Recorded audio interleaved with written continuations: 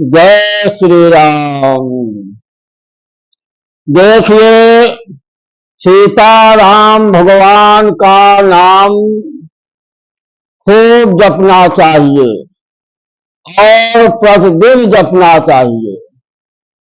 सीताराम सीताराम इस प्रकार जो है प्रतिदिन अगर 11,000 प्रतिदिन सीताराम नाम का जपा जाए तो बहुत ही सुंदर होता है और बहुत ही लाभकारी होता है।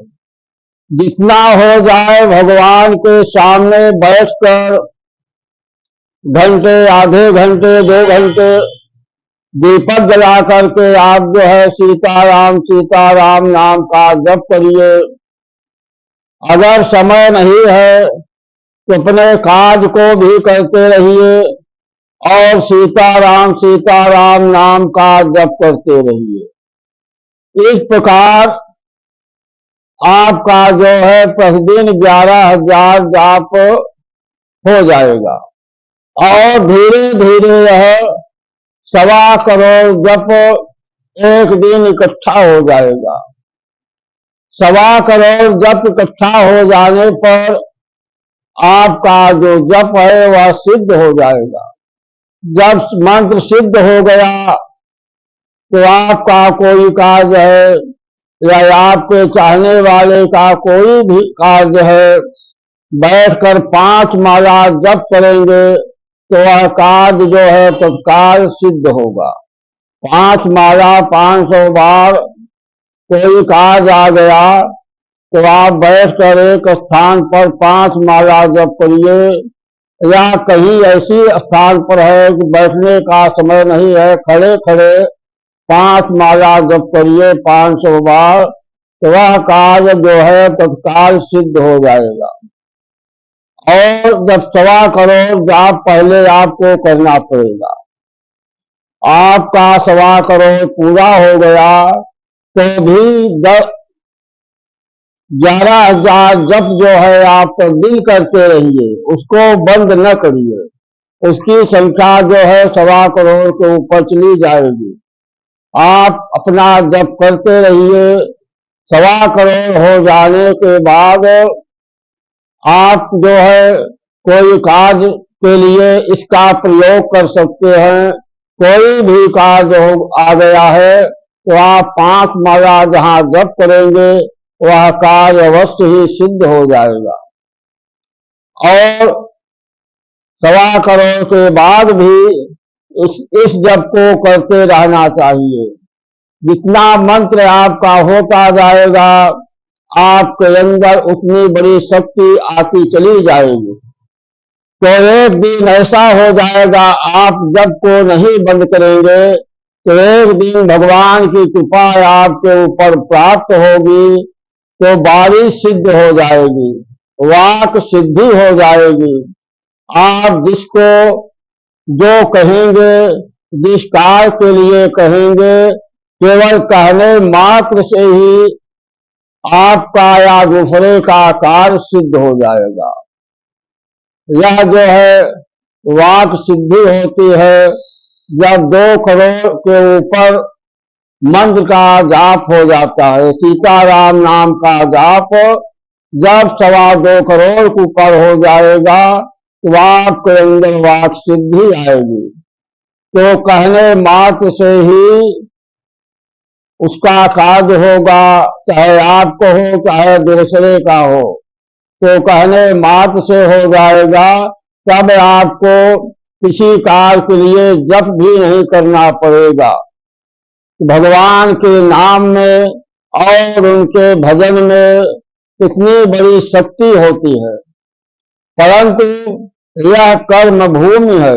जब मनुष्य उसको करेगा तभी उसको वह फल प्राप्त होगा। अब जैसे आपका 1.25 करोड़ 2 करोड़ 3 करोड़ जब इकट्ठा हो गया, या कोई भी कार्य आता है वह कितना भी असंभव है, शारीरिक मानसिक आर्थिक किसी प्रकार का संकट आ गया तो तत्काल के लिए आप जो है हाथ में जल लीजिए और मानसिक संकल्प करिए भगवान से कि हे प्रभु, हमारा जो जप हुआ है, जितना जप इकट्ठा है, उसमें से 5 लाख जप जो है निकाल कर इस कार्य में लगा दीजिए और जल को नीचे जमीन पर छोड़ दीजिए। इतना करने से ही इधर आपका जल गिरेगा और उधर उसका कार्य हो जाएगा। तो जो संत लोग होते हैं, बड़े पुरुष होते हैं, वह जप इकट्ठा किए रहते हैं। तो जैसे आप गए उनके पास, बोल दिए कि जाओ यह कार्य हो जाएगा, यहाँ आने पर आपका कार्य हो गया। तो वैसे ही होता है कि जैसे आप वहां से चले तो वो संत जो है भगवान से प्रार्थना किए कि हमारा इतना जप इसके कार्य में लगा दीजिए। उनके जप में से उतना जप कट गया, इधर आपका कार्य हो गया। तो देखने में आता है कि संत बहुत अच्छे हैं, बोल दिए कि यह कार्य हो जाएगा तो कार्य हो गया। तो क्या हो जाता है कि भगवान का भजन किए रहते हैं, उनके पास शक्ति रहती है, तो उसमें से भजन में से कुछ अंश निकाल कर आपको दे दिए, आपका कार्य हो गया। तो वही शक्ति जो है आप भी प्राप्त कर सकते हैं, परंतु आपको जब करना पड़ेगा, जब 1.25 करोड़ जब इकट्ठा होगा तभी खेला शुरू होगा, तभी कोई कार्य आप जो है कर सकते हैं, अपने लिए या दूसरों के लिए। बहुत संत होते हैं कि वो प्रचलित होने के लिए कुछ कार्य कर देते हैं, अपना भजन दे देते हैं, परंतु सारे संत ऐसे नहीं है। वो जो है अपने लिए भगवान का भजन कर रहे हैं, वैकुंठ प्राप्ति के लिए और मुक्ति के लिए। इसलिए वो दूसरे का कार्य नहीं करते, उपाय बता देते हैं कि जाओ ऐसा करो, आपका कार्य होगा। जब आप कर्म करेंगे तभी आपका कार्य होगा। इसलिए भगवान का भजन और पूजन जितना ज्यादा से ज्यादा हो जाए, उतना ज्यादा से ज्यादा करते रहना चाहिए। चाहे गृहस्थ आश्रम में हो, चाहे विरक्त आश्रम में हो, परंतु यह कर्म भूमि है, जब करेंगे तभी उसका लाभ आपको प्राप्त होगा। तो मनुष्य के अंदर एक आलस्य होता है कि हमारे पास समय ही नहीं है, बहुत कार्य रहता है। तो उसका उपाय यह है कि आप अपने कार्य को करते रहिए। कार्य आप जो है हाथ पैर दिमाग से करेंगे, परंतु आपका जबान और मन हमेशा 24 घंटे खाली रहता है। तो भगवान का नाम जबान से लेना है, शरीर से लेना नहीं है। इसलिए अपने कार्य को भी करते रहिए और भगवान का भजन भी करते रहिए। जो मनुष्य कहते हैं कि हमारी इच्छा बहुत होती है परंतु समय नहीं मिलता, वो उनका आलस्य होता है। आलस्य के कारण जो है उनके पास समय नहीं मिलता। तो अपना जब कोई हम अकार्य करेंगे तभी धर्मार्थ कार्य होगा। अगर हम सोचे कि हमें सुख प्राप्त होता रहे और हमारे द्वारा दूसरों को भी सुख हो, जब अपने सुख को हम त्यागेंगे तभी दूसरों को सुख प्राप्त होगा। अपना जब कोई नुकसान करे के अकार्य करेंगे तभी दूसरे का कार्य होगा। परोपकार जो है सबसे उत्तम होता है, परोपकार हमेशा करना चाहिए। परोपकार के लिए ही साधु लोग साधु भेष धारण करते हैं और दूसरों का परोपकार करते हैं, कल्याण करते हैं, चाहे तन से हो, चाहे मन से हो, चाहे तप से हो।